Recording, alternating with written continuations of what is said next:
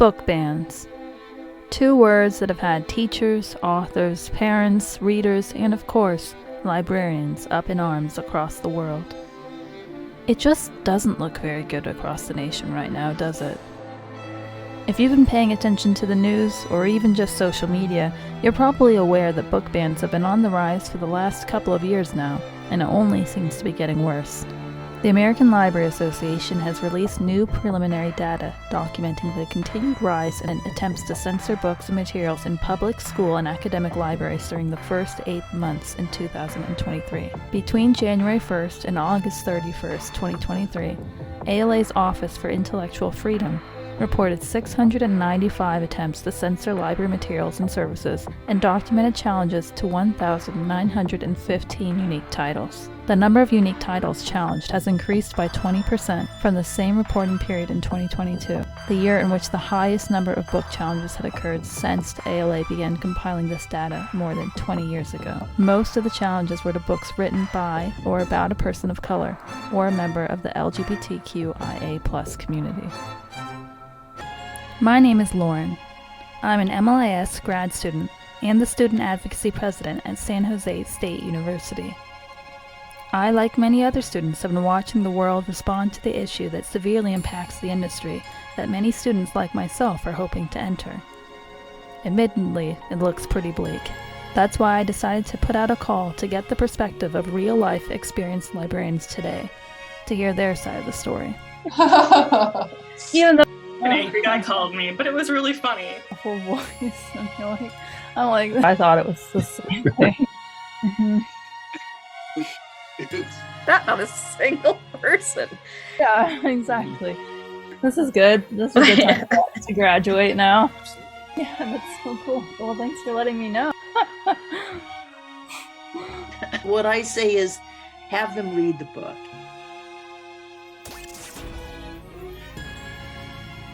Now in this episode, we talk to Chris. He's a public policy representative from the American Library Association and can see book bans at a national level. Alright, let's get into it.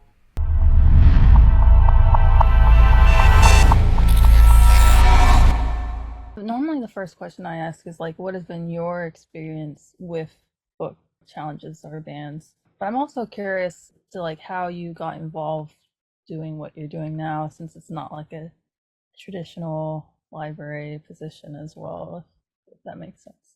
Definitely. I'm new to library world, I would say. I've been working here for about a year. My background is in state and local campaigns, as well as kind of democracy policy, so like election administration and that kind of thing. And so I think that was kind of my interest in the issue, and why I was really drawn to it was, kind of the democracy angle. I mean, these are the First Amendment rights that we're talking about, and it feels like this push for book banning is coming at the same time as like a larger attack on public education, public institutions. So it was something that I was passionate about helping out with. Plus, as I was doing my master's research on election administration and all of that in the 2020 election, I was seeing how pivotal of a role libraries were playing just as a resource for the community, often polling places, kinds of things. It's pretty cool. Like, I mean, a lot of librarians even have various backgrounds potentially that they come from before they enter the library world anyway. Yeah, you bring a different perspective when you have whatever history you have. So you're in DC specifically, so that's really interesting. So I imagine you also see things differently just because of everything happening where you are, in a way. Like, have you noticed just in talking to different groups like ours and any other people in library spaces, I guess, like over the year that you've been working with ALA? My work also, it has me like traveling a lot, as many members of my office do, so I've been to the Texas Library Association conference, the West Virginia Library Association conference, some of these places that are hotbeds of censorship. I've really seen the way that so many people are coming at this issue differently. And I hear from a lot of librarians who are like, I never was trained to deal with anything like this kind of unprecedented political assault. And so that's where I come at it with my expertise, trying to say, okay, I know about, digital engagement campaigns. I know about engagement within a professional association, which is what ALA is.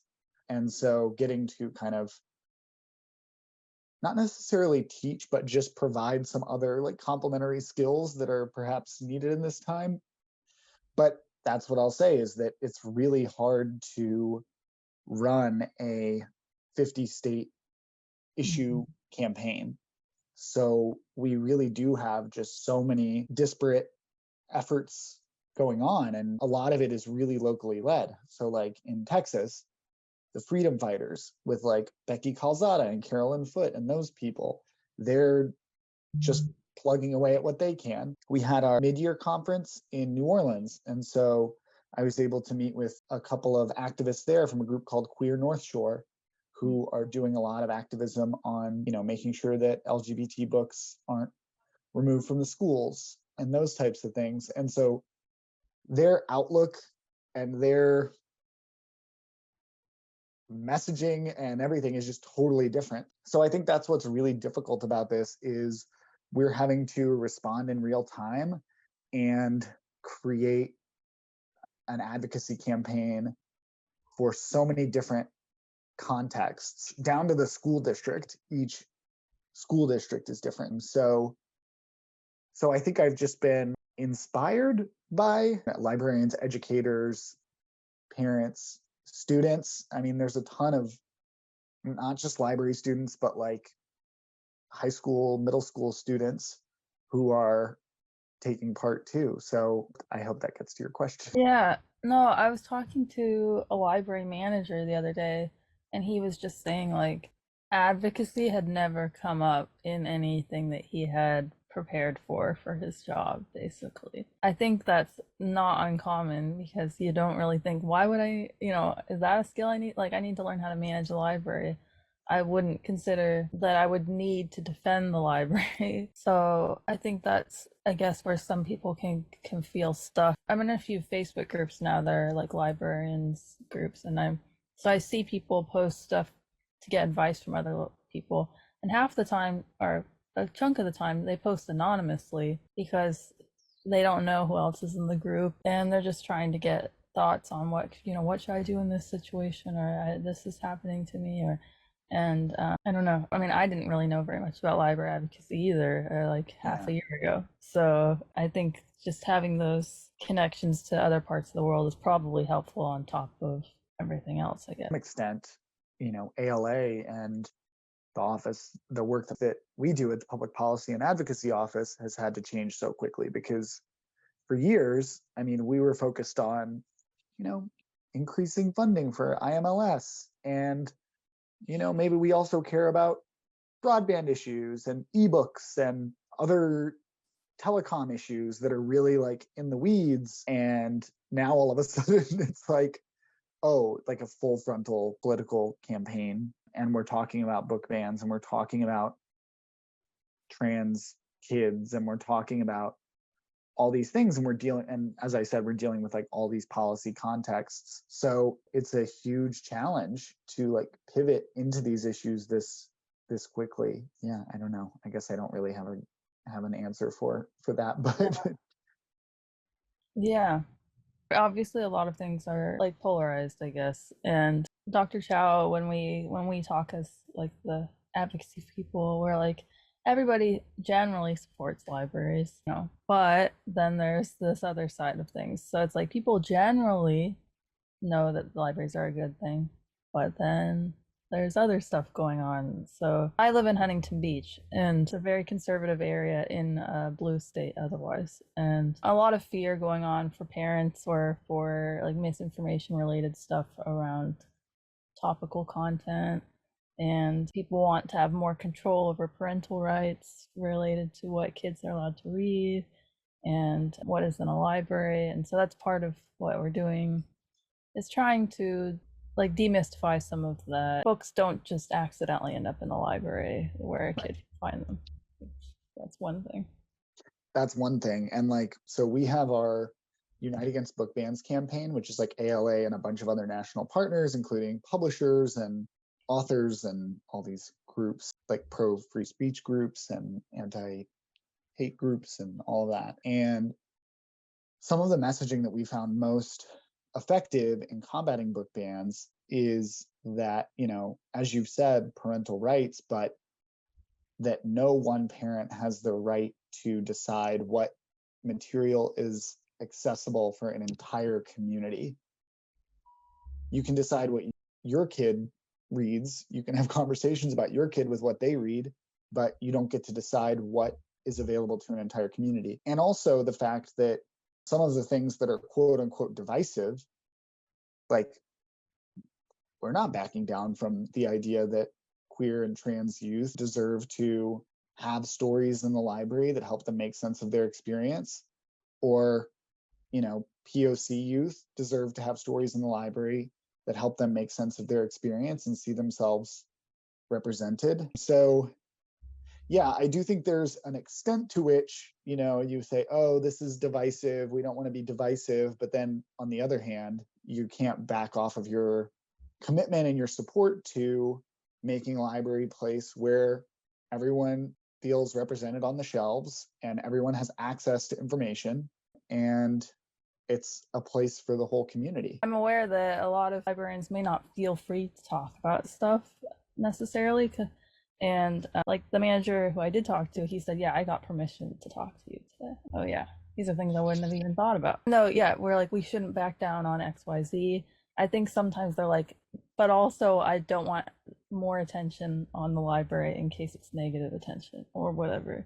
And so I don't know what the right answer is for that. Yeah. And danger, and like physical danger. I mean, we're talking about places where like paramilitary groups have shown up to libraries where they think there might be, I don't know, a drag queen hiding in the books or something. When we're talking about that kind of climate, like, yeah, we've tried to do initiatives where we collect stories from our members or have people featured on video, and some people don't want to be featured in something like that because it could represent a genuine threat to their safety, which is nuts. It puts librarians in a very difficult position, like professionally and ethically and all of that. I know. I mean, I joked like, we're gonna do like in the old documentaries where it's just a silhouette and a muffled voice, and I'm like, totally unwatchable. But it's, I don't know. But I'm like, how have we gotten to that point where it's like muffled voice, but talking about like collection development policies or something. Yeah. Like at the end of the day, it's actually just like really straightforward, like dry, like professional standards topics. But yeah, it's wild. It's wild. Yeah, definitely. So I guess that would be interesting that you've seen it from multiple state perspectives as well. Do you feel like there is a difference if if the larger area itself is also red generally, or whatever, or do you think it still is just a city? It's interesting how it plays itself out in different contexts, like in a public library context versus a school library context versus an academic library context. Because, for instance, most academic libraries are kind of shielded by the state university system, but now you see the state legislatures coming in places like Florida to change some of that. So yeah, it's interesting. And then, for instance, in Illinois, they've banned book banning. And so, I don't know if we've seen any of those conflicts play out with like local redder parts of Illinois trying to challenge that. I haven't seen that. I don't know if it's happening. That will be an interesting test. So there are so many contexts in which it's happening. Or for instance, school libraries, Houston ISD, closing down a bunch of its school libraries and replacing them with disciplinary centers. So, right, like that would be the State Board of Education issue. So it kind of all plays off of each other. And then I guess this is where I would also talk about the Federal Right to Read Act, which we don't expect to pass in short order, but it would kind of change the national landscape in terms of giving liability protection for educators and librarians, as well as increasing a bunch of funding programs and, really just making it so that we can get closer to that goal of every school having a school library staffed by a certified school librarian.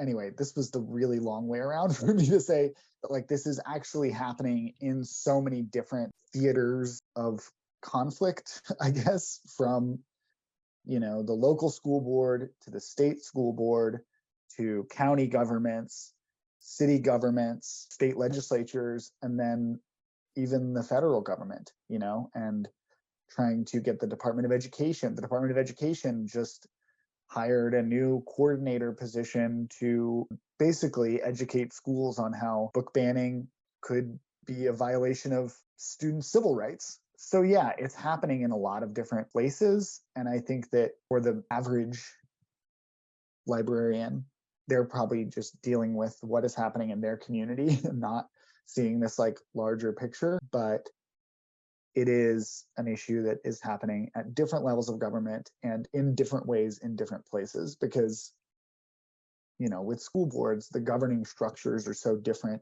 and state dependent.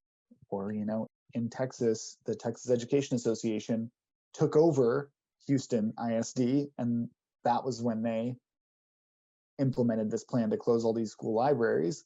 So it's like all of a sudden the local Houston people who'd been running the school district, now all of a sudden their authority is subsumed up to the state. It's a battle that's happening in a lot of different places in a lot of different ways.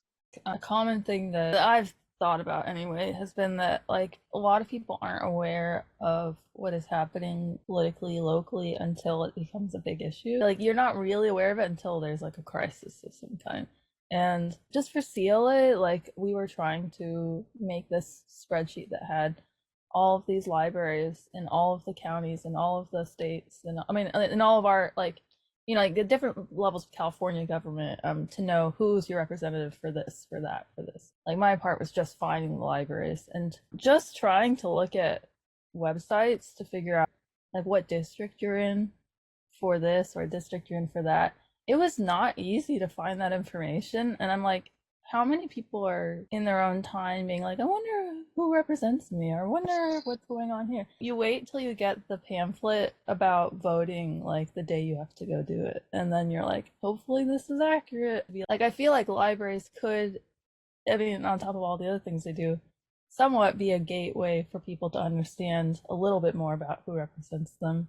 But I'm also like, how do people, that's like its own issue. But on top of that, like, how do we get people who are like, I know book banning sounds like a bad, scary thing, but I don't really know what I should do beyond buying banned books, question mark? Well, that's where, I guess I'll plug our engagement softwares that we use, which allow people to, we create these action centers to allow people to contact their member really easily. If you want to go to ala.org/advocacy, you can sign up for our email list there, which will tell you about like opportunities to chime in on federal legislation as well as state issues. We often like boost state issues to our list too, but that's obviously not a cure-all because there is this broader question about what is considered unbiased information. Like even if libraries were to be able to provide that information, what would they actually be able to provide, and like who controls what the message is there?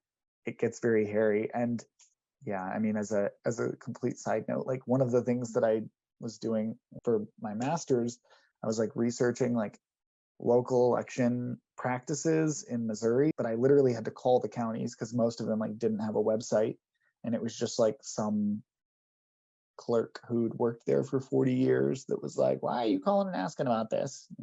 So it's like this information is so distributed, but there are also some good like nonpartisan, like the League of Women Voters always has a pretty good voter guide. I don't know how much they're asking about like book banning issues, usually put something out for every election. So like they're a pretty reliable source of information for like school board races. One of the school librarians I spoke to was saying like, obviously there's a difference between concerned parents and bad actors. And there are obviously some bad actors that have very organized groups that know like when to show up at school board meetings or when to show up at like certain town hall meetings or whatever. And so then it goes, half of us are not that organized. So it's like, how can people, like the average person who wants to be like better at supporting school libraries or whatever the thing might be, like their public library.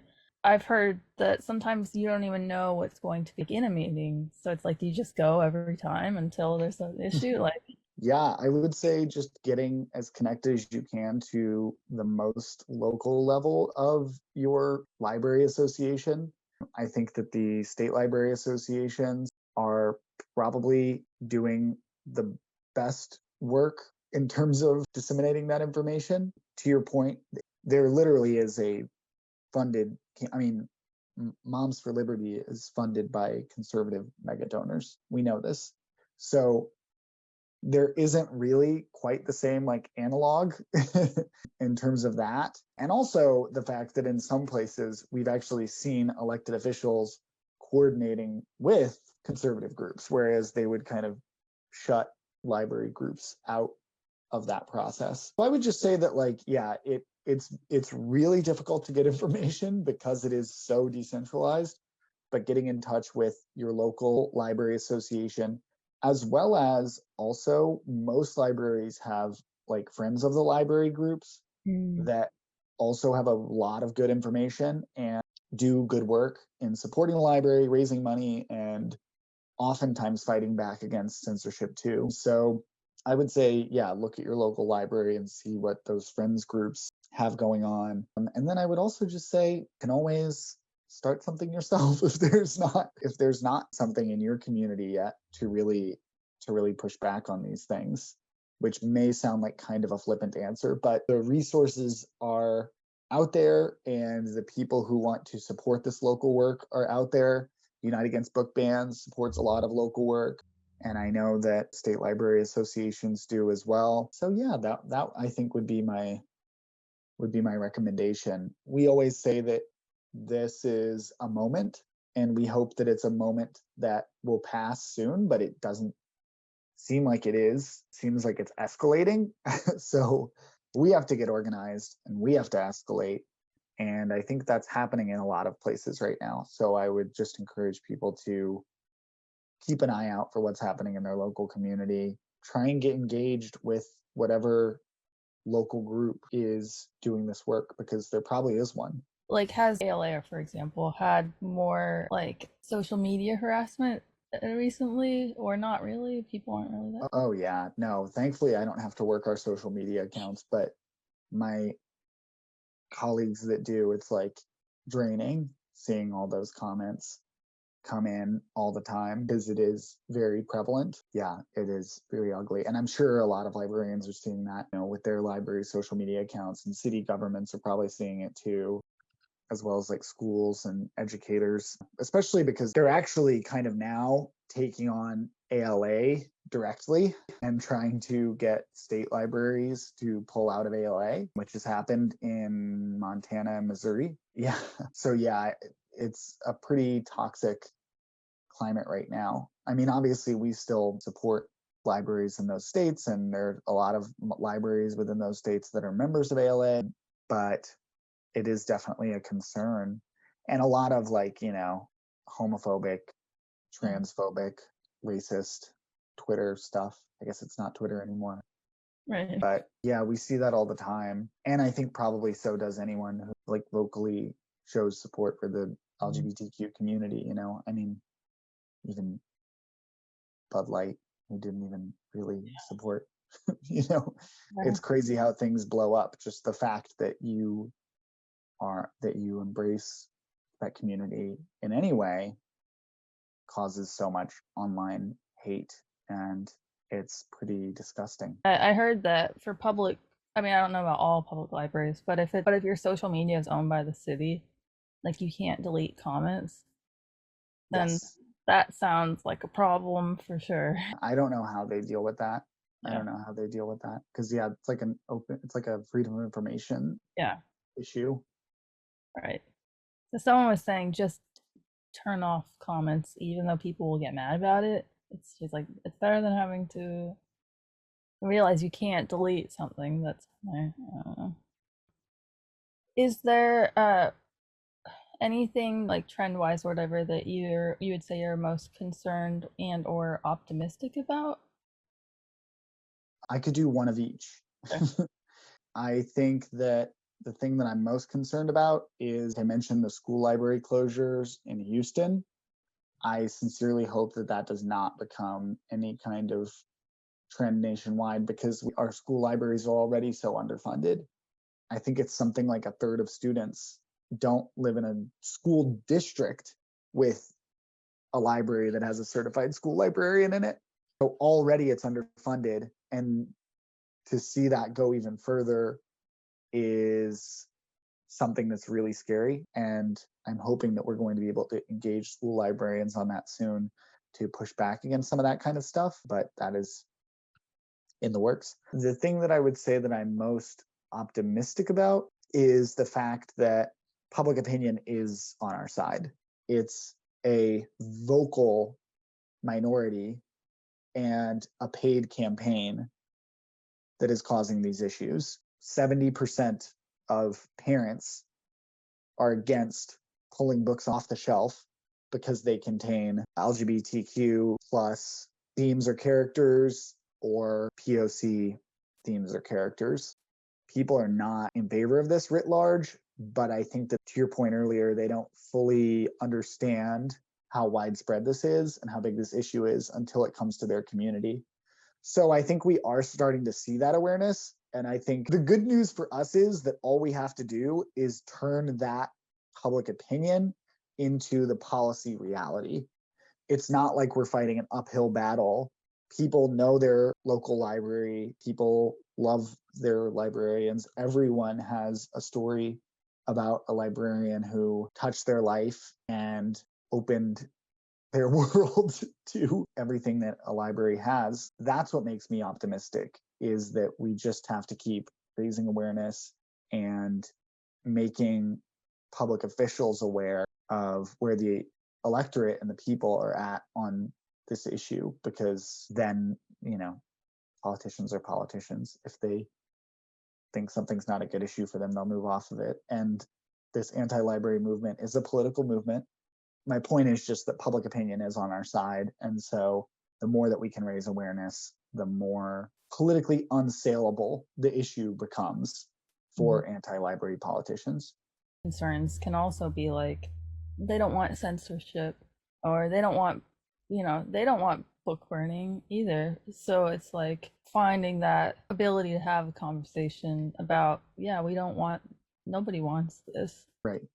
And so often it's just someone reading a passage of an obscene book out of context at a school library meeting. And of course, someone who is just a concerned parent could completely reasonably say, oh, I wouldn't want my kid reading that. And it just makes sense to them that that shouldn't be something that's in the library. But there's such a larger context. And so much of the anti-library stuff is so disingenuous. To your point, if we can connect on those values of free speech, equal access to information, the important role that libraries play in economic development of a city, even access to the internet, and even local control, right? Like decisions should be made by the local community. You shouldn't have, for instance, a state government telling city public libraries what they can't have on their shelves. So we can have a conversation about values and about what we're actually talking about instead of the kind of scaremongering stuff. It is easier to get people on the side of libraries. Now, like, it's already probably like a little bit of a hurdle to clear to get kids into the library and reading.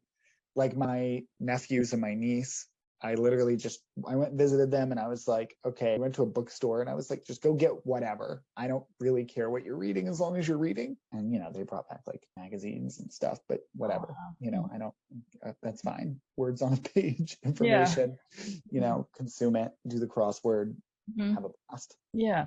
At the CSLA conference, the main speaker is like an author, and she was saying like, just having access to books everywhere the kids go, like in the classroom, in the school library, like just having books around makes it more likely for them to pick one up and to read it.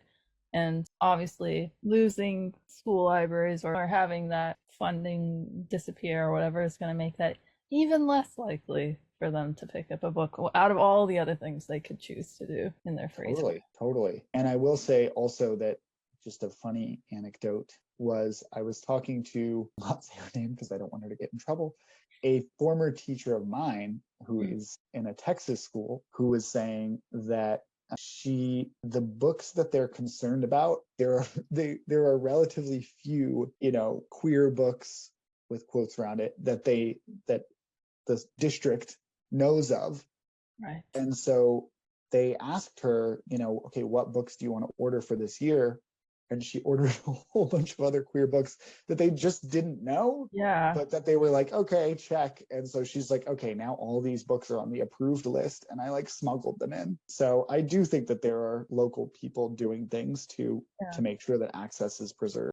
I did speak to a school librarian who they are trans, and they were saying that having a rainbow sticker on a book or whatever used to be the thing. So you go, look, this is a queer book, and and you can understand the desire to do that so that queer kids could find it easier. But now it's almost like we shouldn't do that. So, but I don't know. So it's complicated. Or libraries doing pride displays. It's that's gonna make you a target in a way. Or not a target necessarily, but that someone could come in and object to it.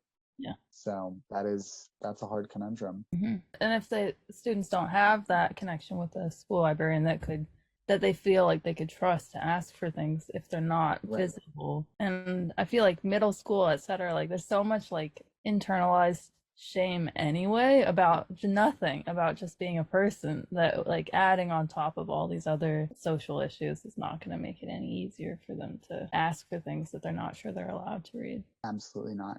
My school librarian, when I was in the second grade, if I asked too many questions in a day, my second grade teacher would just send me to the school librarian just to hang out and do whatever. And so that was how I grew to trust that person and to really know her. Miss Cosgrove, shouts out. So it really can be about that personal relationship. But in this really charged climate, I can't imagine how kids are doing it now. Do you have any advice for anybody that has a sudden book challenge that would be wanting to get involved in some way, really? Yeah, I would say sign up for ALA's advocacy list, sign up for the Unite Against Book Bans campaign. If something happens in your local area, definitely contact Unite Against Book Bans because they do provide support in instances like that. That would be my advice.